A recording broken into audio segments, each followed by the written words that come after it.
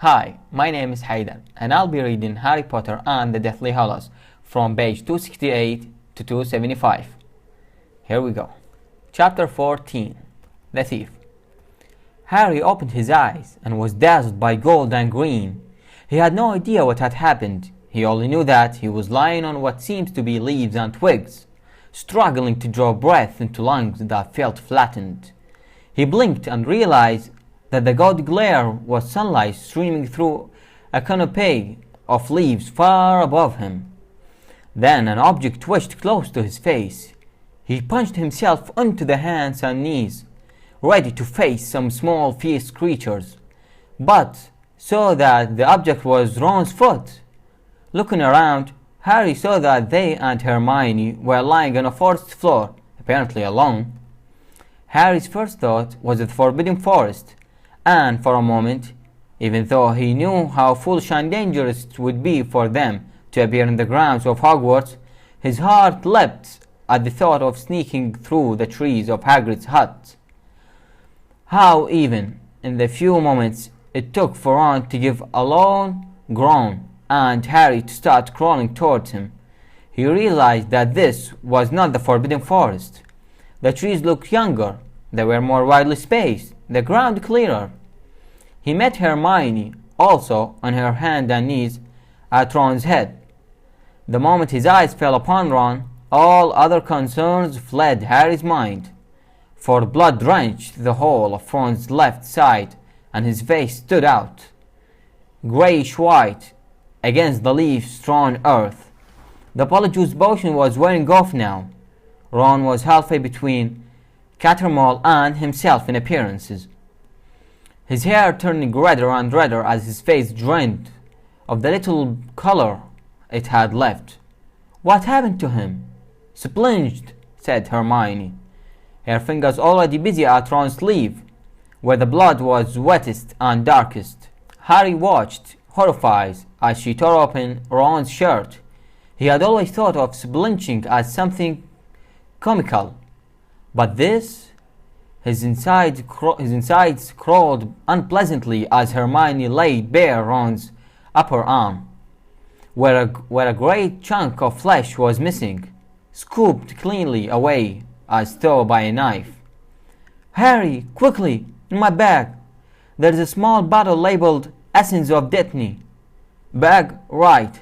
Harry sped to the place where Hermione had landed, seized the tiny beaded bag, and thrust his hand inside it. At once, object after object began presenting itself to his touch. He felt the leather spines of books, wool sleeves of jumpers, heels of shoes. Quickly! He grabbed his wand from the ground and pointed it into the depths of the magical bag. Accio Destiny! A small brown bottle zoomed out of the bag. He caught it and hastened back to Hermione and Ron, whose eyes were now half closed, strips of white eyeball all that were visible between his lids. He's fainted, said Hermione, who was also rather pale. She no longer looked like Mavilda, though her hair was still grey in places. Unstubber it for me, Harry. My hands are shaking. Harry wrenched the stubber off the little bottle. Hermione took it and poured 3 drops of the potion onto the bleeding wound. Greenish smoke billowed upward, and when it had cleared, Harry saw that the bleeding had stopped. The wound now looked several days old. New skin stretched over had just been open flesh. Wow, said Harry. It's all I feel safe doing, said Hermione shakily. There are spells that would put him completely right, but I daren't try in case I do them wrong and cause more damage. He's lost so much blood already. How did he get hurt?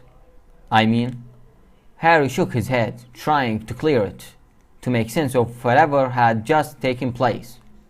Why are we here? I thought we were going back to Grimmauld Place. Hermione took a deep breath. She looked close to tears. Harry, I don't think we are going to be able to go there. What do you... As we departed, Yaxley caught hold of me, and I couldn't get rid of him.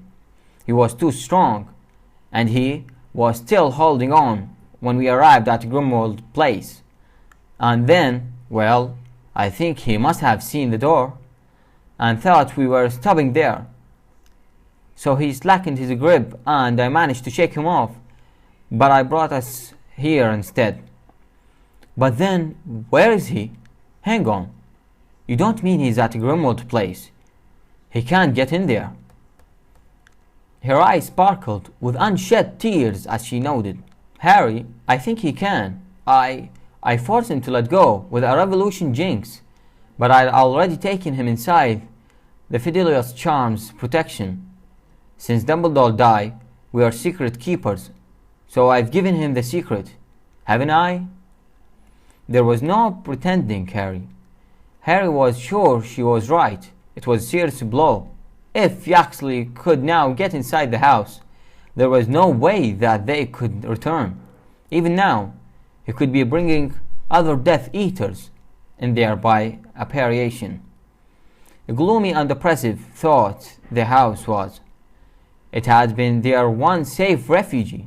Even now that creature was so much happier and friendlier. A kind of home with a twinge of regret that had nothing to do with food. Harry imagined the house elf busying himself over the steak and kidney pie that Harry, Ron, and Hermione would never eat. Harry, I am sorry. I am so sorry. Don't be stupid. It wasn't your fault. If anything, it was mine. Harry put his head in his pocket and drew out Mad-Eye's eye. Hermione recoiled, looking horrified. Umbridge had stuck it to her office door to spy on people. I couldn't leave it there. But that's how they knew there were intruders. Before Hermione could answer, Ron groaned and opened his eye. He was still grey, and his face glistened with sweat. How do you feel? Hermione whispered. Lousy, croaked Ron, wincing as he felt his injured arm. Where are we? In the woods, where they held the Quidditch World Cup, said Hermione.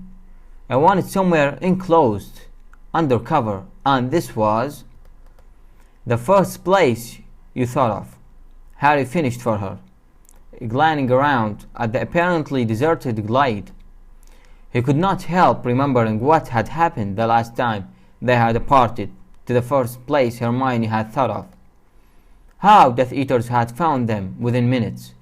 Had it been legilimency? Did Voldemort or his henchmen know, even now, where Hermione had taken them? Do you reckon we should move on? Ron asked Harry, and Harry could tell by the look on Ron's face that he was thinking the same. I don't know. Ron still looked pale and clammy. He had made no attempt to sit up, and it looked as though he was too weak to do so. The prospect of moving him was daunting. Let's stay here for now, Harry said. Looking relieved, Hermione sprang to her feet. Where are we going? Asked Ron. If we're staying, we should put some protective enhancements around the place. She replied, and raising her wand, she began to walk in a wide circle around Harry and Ron, murmuring incantations as she went. Harry saw a little disturbance in the surrounding air. It was as if Hermione had cast a heat haze upon their clearing. Salvio Hexea, Protigo Totalum, Repellum Muggletum, Mathiliato. You could get out of the tent, Harry. Tent? In the bag? In the... Of course, said Harry. He did not bother to grope inside it this time, but used another summoning charm. The tent emerged in a lumpy mass of canvas, rope, and poles. Harry recognized it, partially because of the smell of the cats, as the same tent in which they had slept on the night of the Quidditch World Cup. I thought this belonged to that bloke Perkins at the Ministry, he asked, starting to disentangle the tent pegs. Apparently he didn't want it back. His lumbago is so bad, said Hermione. now performing complicated figure of 8 movements with her wand. So Ron's dad said I could borrow it. Erecto, she added, pointing her wand at the misshapen canvas, which in one fluid motion rose into the air and settled, fully constructed, onto the ground before Harry, out of whose starred hands a 10-peg sword, to land with a final thud at the end of a guy rope. Cave Animacium, Hermione finished with a skyward flourish. That is as much as I can do. At the very least, we should know they are coming. I can't guarantee it will keep out Vol. Don't say the name. Ron cut across her, his voice harsh. Harry and Hermione looked at each other. I am sorry, Ron said, moaning a little as he raised himself to look at them. But it feels like a Jinx or something. Can't we call him you-know-who, please? Dumbledore said fear of name, began Harry. In case you hadn't noticed, mate, calling you-know-who by his name didn't do Dumbledore much good in his end. Ron snapped back. Just show you-know-who some respect, will you? Respect? Harry repeated. But Hermione shot him a warning look. Apparently he was not to argue with Ron while the latter was in such a weakened condition. Harry and Hermione, half carried, half dragged Ron through the entrance of the tent. The interior was exactly as Harry remembered it. A small flat, complete with bedroom and tiny kitchen. He shoved aside an old armchair and lowered Ron carefully onto the lower berth of a bunk bed. Even this very short journey had turned Ron whiter still, and once they had settled him on the matters, he closed his eyes again and did not speak for a while. I'll make some tea, said Hermione breathlessly, pulling kettle and mugs from the depths of her bag and heading towards the kitchen. Harry found the hot drink as welcome as the fire whiskey. Has been on the night that Mad-Eye had died. It seems to burn away a little of the fear fluttering in his chest. After a minute or two, Ron broke the silence. What do you reckon happened to the Cattermoles? With any luck, they'll have got away, said Hermione, clutching her hot mug for comfort. As long as Mr. Cattermole had his wits about him, he'll have transported Mr. Cattermole by sidelong apparition, and they'll be fleeing the country right now with their children. That's what Harry told her to do. Blimey, I hope they escaped, said Ron, leaning back on his pillows. The tea seems to be doing him good. A little of his color had returned. I didn't get the feeling Rick Cattermole was all that quick-witted, though the way everyone was talking to me when I was him, God, I hope they made it. If they both end up in Azkaban because of us. Harry looked over at Hermione, and the question he had been about to ask, about whether Mrs. Cattermole's lack of wand would prevent her appariating alongside her husband, died in his throat.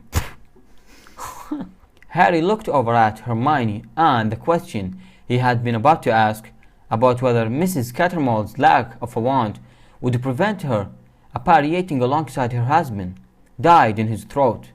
Hermione was watching Ron fret over the fate of the Cattermoles, and there was such tenderness in her expression that Harry felt almost as if he had surprised her in the act of kissing him. So, have you got it? Harry asked her, partially to remind her that he was there. Got what? She said with a little start. What did we just go through all that for? The locket? Where is the locket? You got it, shouted Ron, raising himself a little higher on his pillows. No one tells me anything. Blimey, you could have mentioned it. Well, we were running for our lives from Death Eaters, weren't we? Said Hermione. Here. And she pulled the locket out of the pocket of her robes and handed it to Ron. It was as large as a chicken's egg, An ornate letter S, inlaid with many small green stones, glinted dully in the diffused light shining through the tent's canvas roof. "There isn't any chance someone's destroyed it since the creature had it?" asked Ron hopefully. "I mean, are we sure it is still a Horcrux?" "I think so," said Hermione, taking it back from him and looking at it closely. "There'd be some sign of damage if it had been magically destroyed." She passed it to Harry, who turned it over on his fingers. The thing looked perfect, pristine. He remembered the mangled remains of the diary, and how the stone in the Horcrux ring had been cracked open when Dumbledore destroyed it. "I reckon the creature's right," said Harry. "We're going to have to work out how to open this thing before we can destroy it."